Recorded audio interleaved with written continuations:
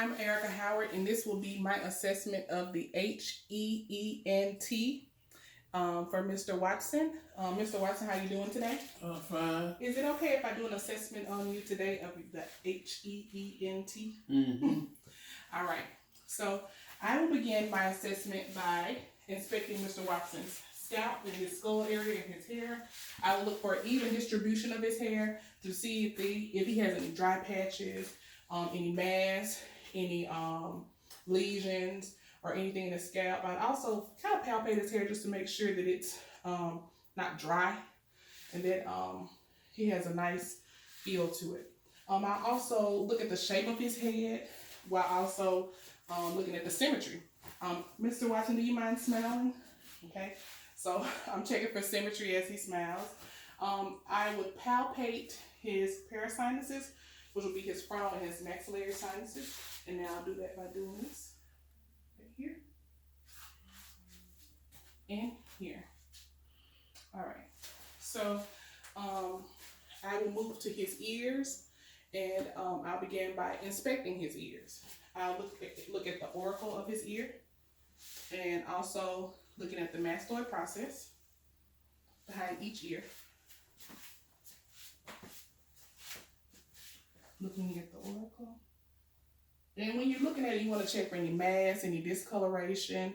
You want to look for any redness, and especially around the mastoid process, any redness. See if you see any abnormalities. So I will do a palpation test, which will be the tug test. So I'll tug his ears along his auricle of his ear and ask him if he has any tenderness along his ears. Any tenderness, Mr. Watson? No. And I also palpate those mastoid region for any tenderness.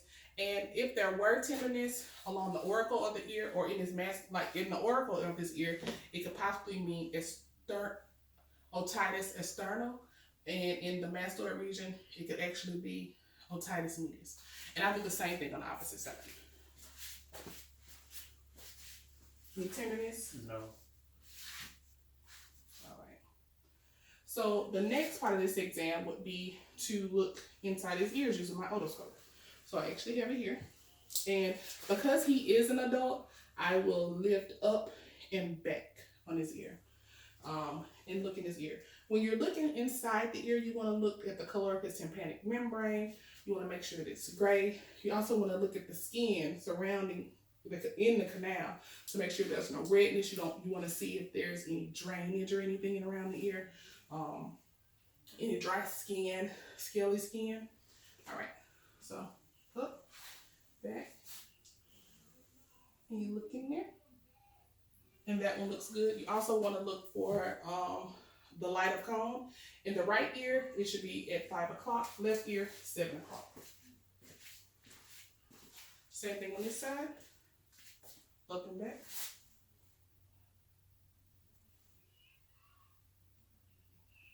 And this side looks good as well. So we've done his ears. So next we'll move to his mouth.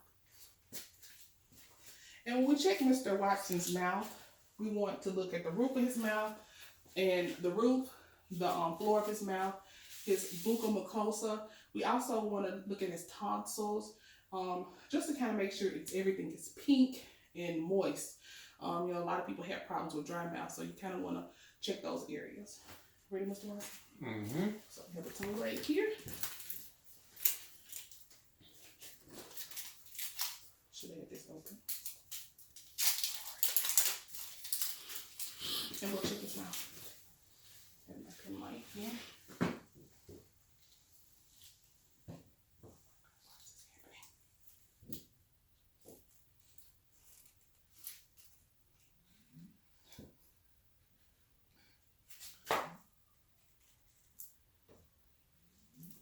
Oh my Lord.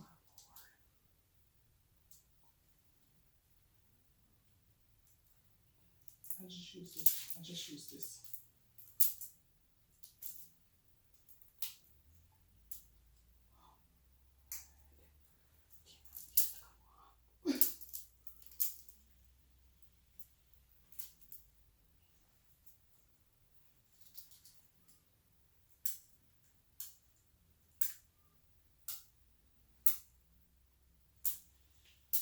precious seconds ticking away. Sorry, Mr. Watson.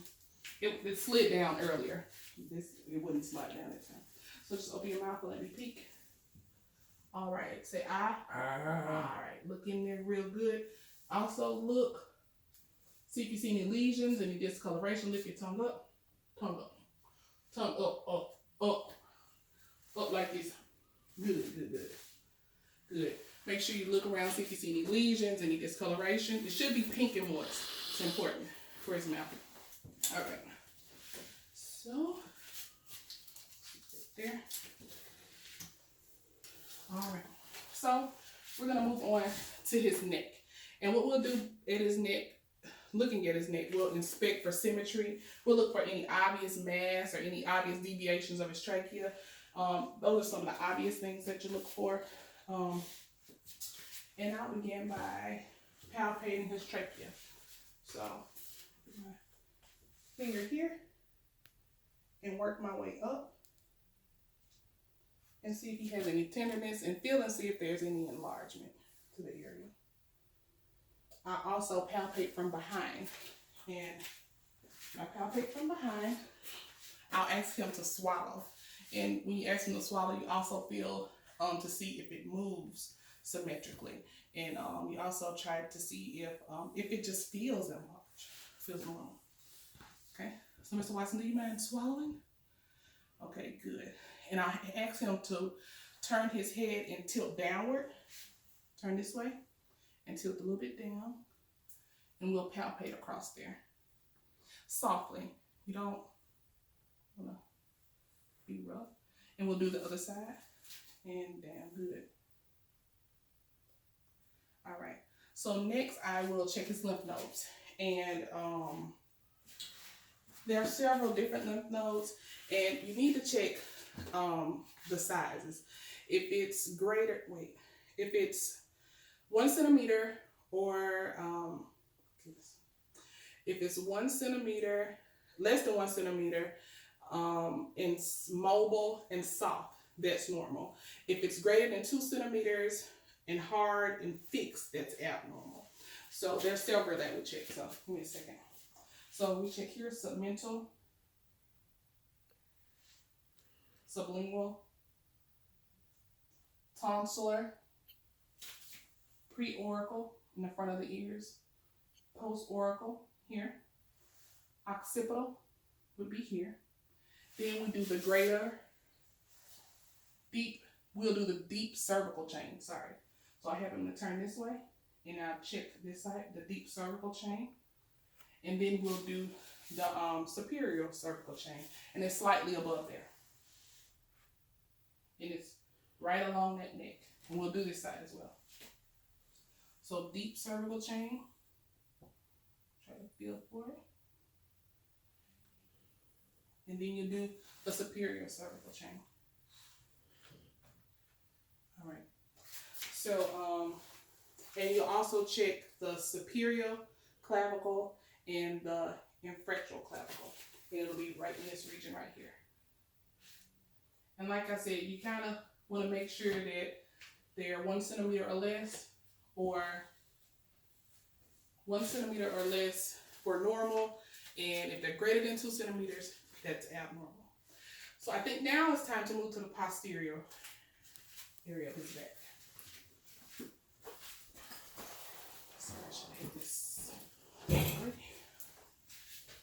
So we'll start by inspecting his back, seeing if we see any obvious deviations to his back, any thing that'll make us think he may have scoliosis or something like that.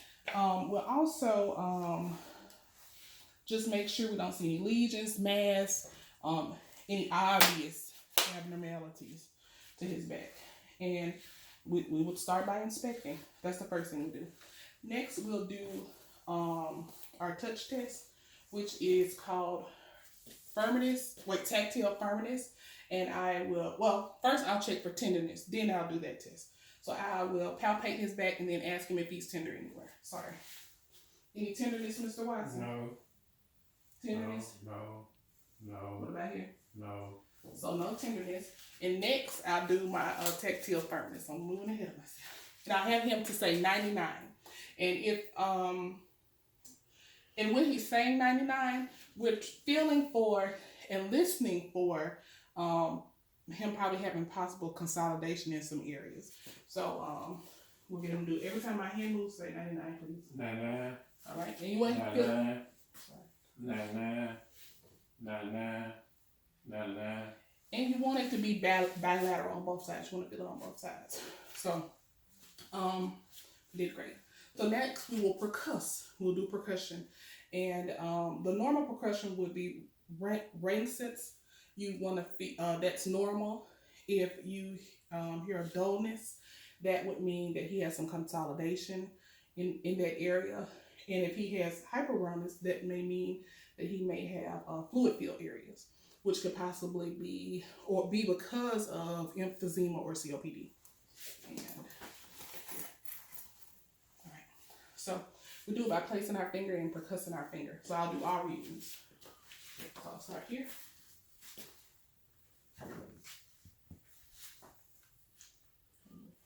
Start there.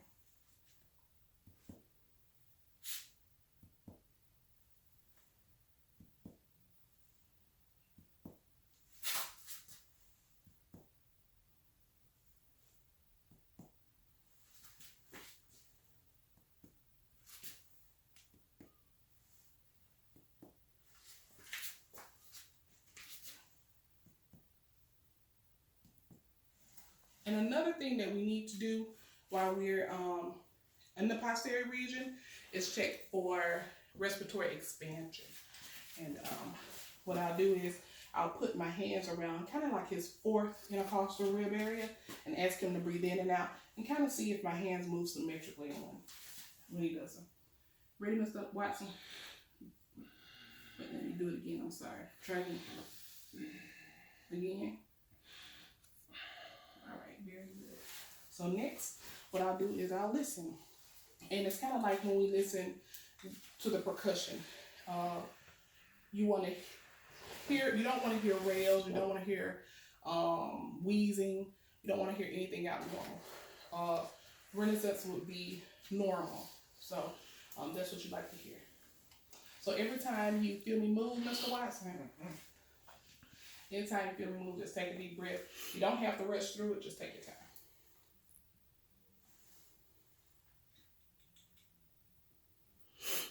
All right. Ready? Mm-hmm. All right, go ahead. Good.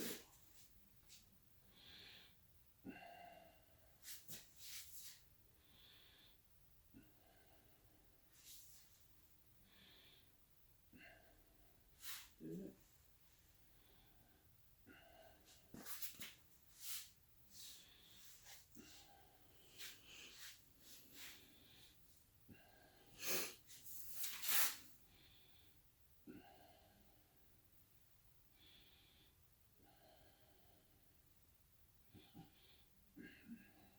Good. And there's also another test that you could do, or several other tests you could do to listen to when you're in the posterior region. It's infamy.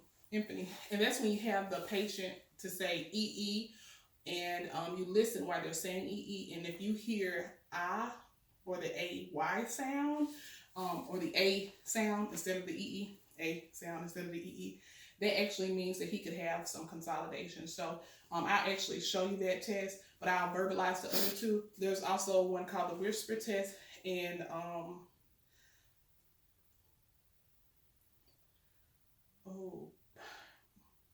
polyinfamy.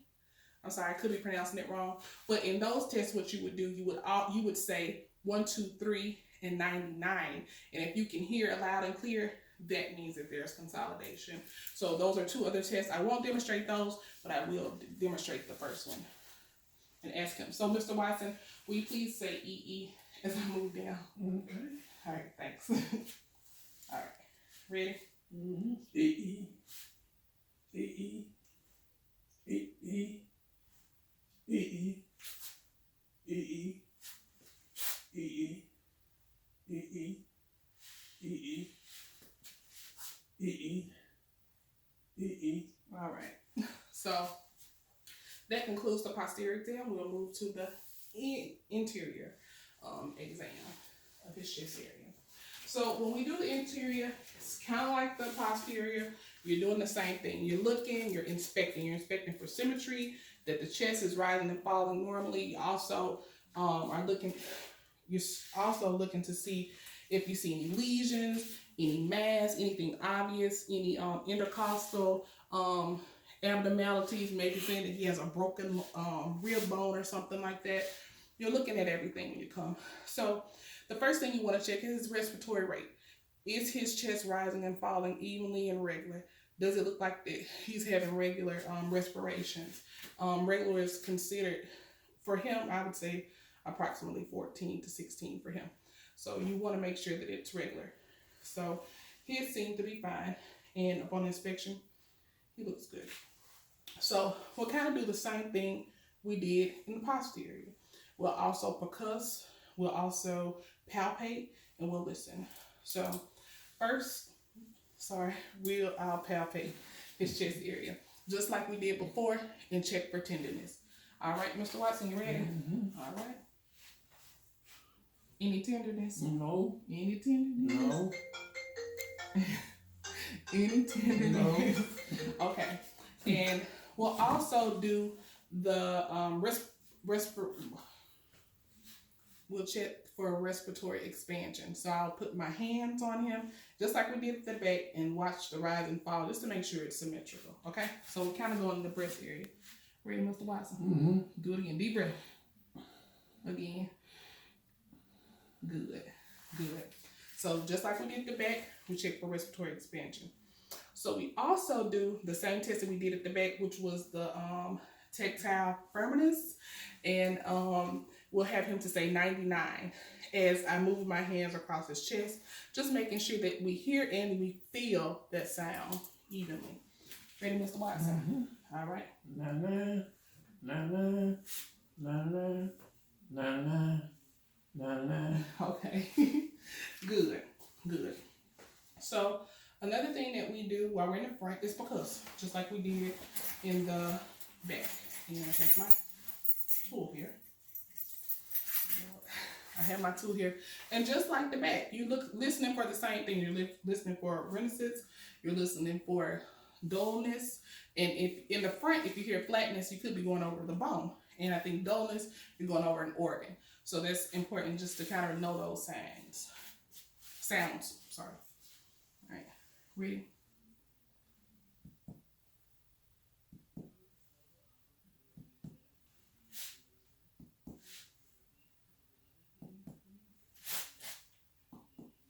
Get over here some.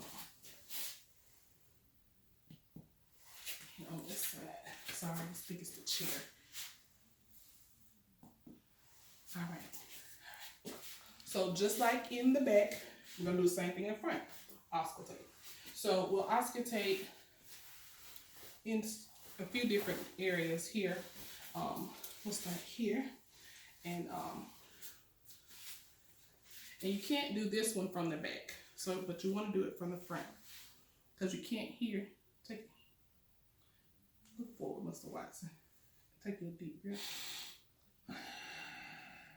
Good. And that you cannot hear in the back. You can only hear in the front. And we'll do the front just like we did the back. Deep breath.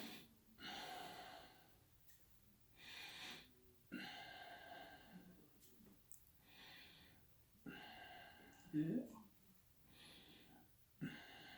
Good.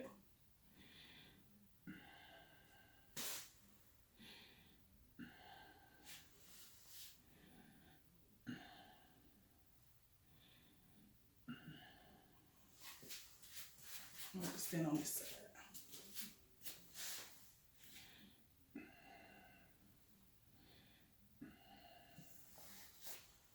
All right.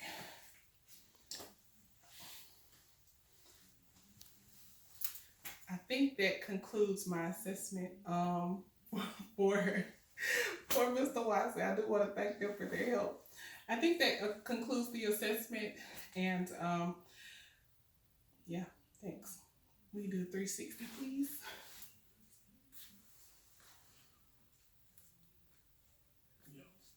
come up, y'all want to.